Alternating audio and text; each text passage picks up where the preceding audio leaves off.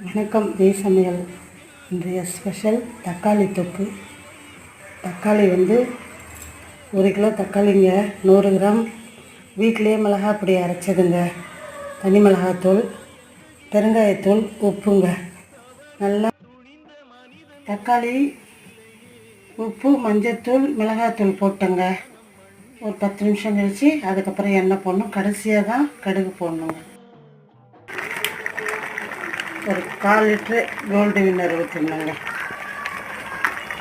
நல்லா ஒரு மாதிரி சுண்டி வந்த பிறகு சட்னி மாதிரி அப்புறம் எடுத்துடணும். தக்காளி தொக்கு ரெடி. தாளிப்பு மட்டும் கடைசியாக போட்டோம்.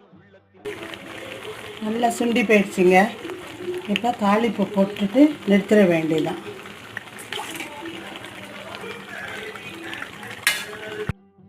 தக்காளி தொக்குங்க இது. தாளிப்பு போட்டுட்டா நிறுத்திட வேண்டியதான். நீங்களும் இதை போலவே செஞ்சு